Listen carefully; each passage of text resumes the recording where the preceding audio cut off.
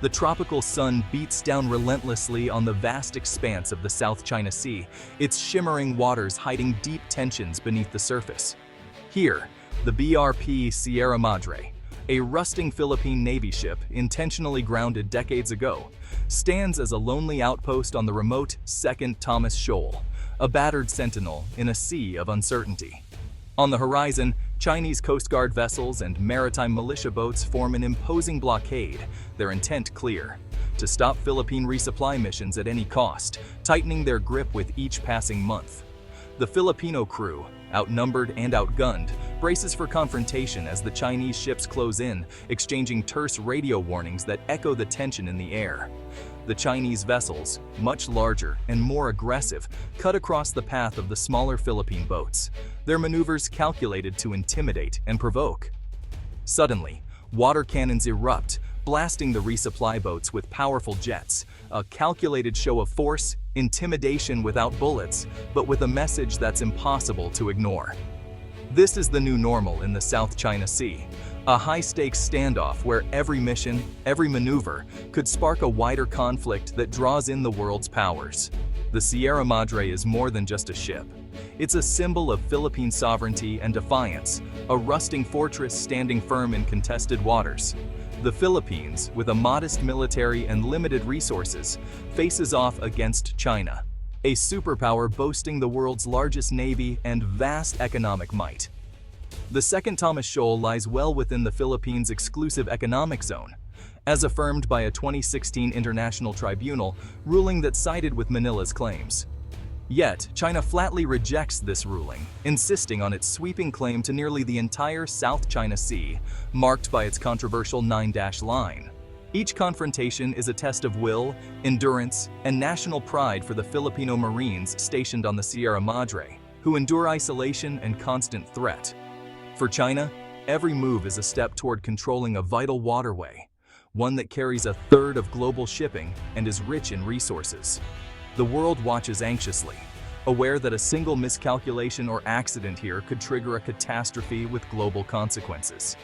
The courage and resilience of the Filipino frontliners is undeniable, but the odds they face are daunting in this volatile, high-stakes standoff, where the fate of a nation, and perhaps the region, hangs in the balance. In late 2025, a high-ranking Philippine defense official made a sobering admission. If war were to break out, the Philippines might have to stand alone for as long as 30 days before any allied support could arrive. This statement, delivered at a tense press conference, sent shockwaves through the nation and reverberated across the region. This stark warning was more than just a headline. It was a wake-up call for both the Filipino people and the country's allies. Suddenly, the reality of potential conflict felt much closer to home, sparking urgent debates and concern among citizens and experts alike. While the U.S.-Philippines Mutual Defense Treaty offers a promise of support, American intervention isn't automatic. It requires a complex political process, involving deliberations and approvals that can take precious time the Philippines may not have in a rapidly escalating crisis.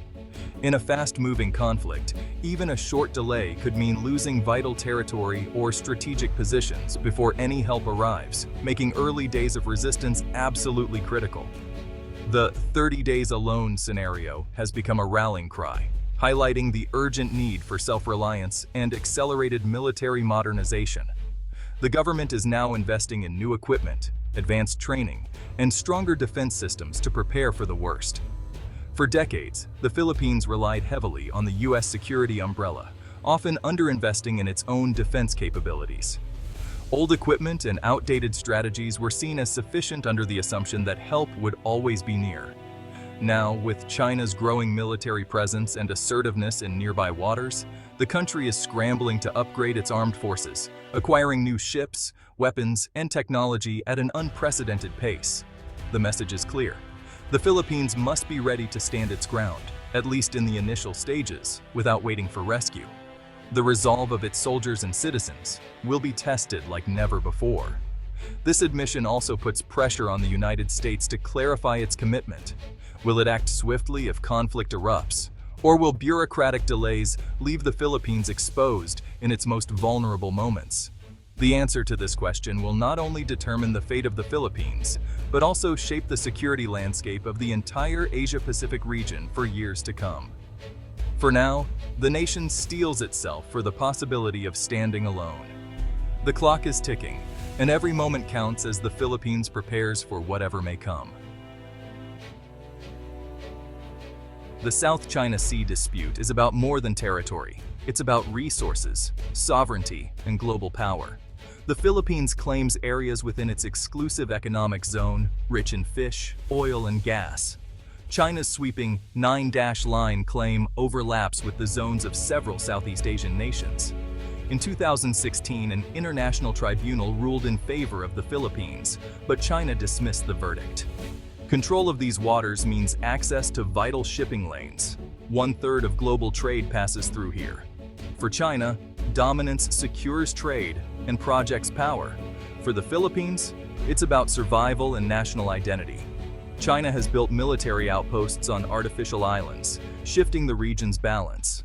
For Manila, losing control would mean surrendering territory and setting a dangerous precedent. The dispute pits international law against historical claims, a clash with global implications. The stakes are existential for the Philippines. The 30 days alone scenario is a blunt assessment of Philippine military limits. The armed forces of the Philippines, long underfunded, can't match China's might.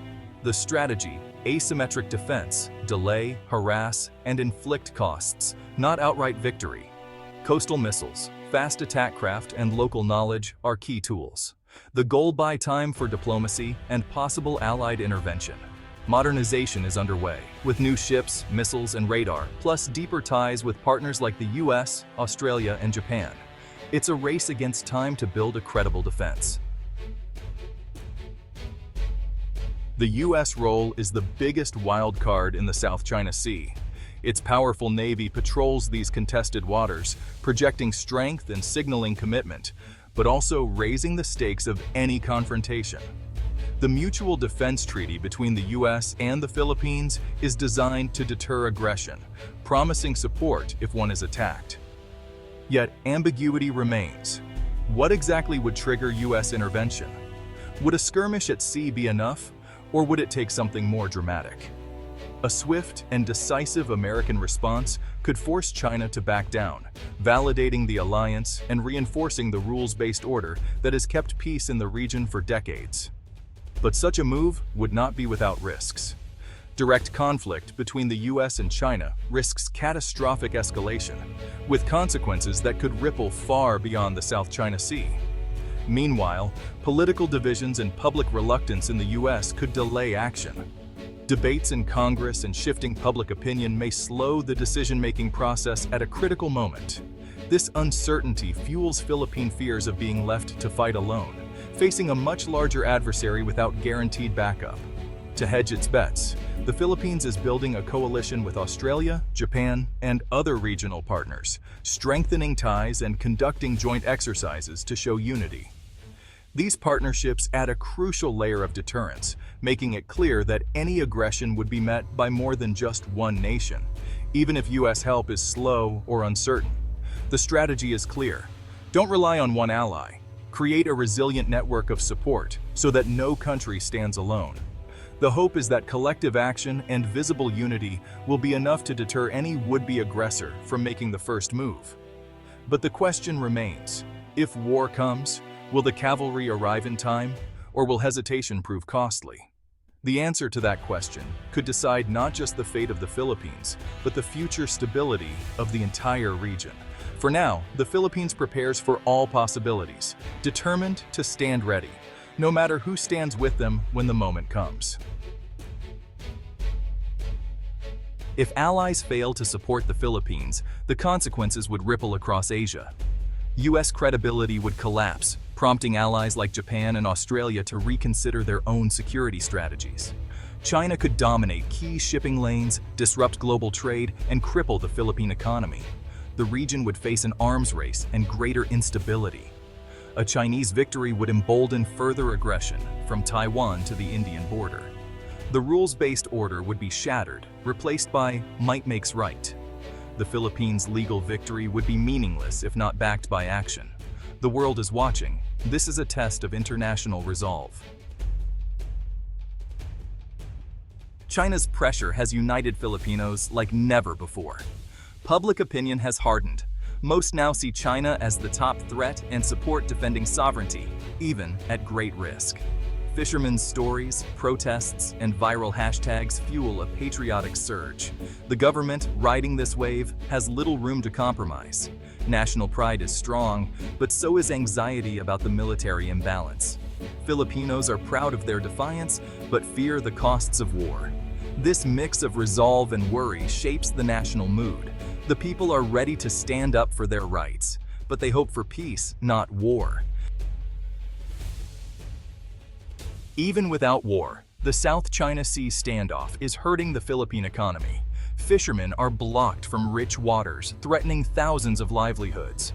Foreign investment in oil, gas, and other sectors is deterred by the risk of Chinese interference. If conflict erupts, trade would halt, essentials would run short, and the economy could collapse. Tourism would vanish, and rebuilding would take decades.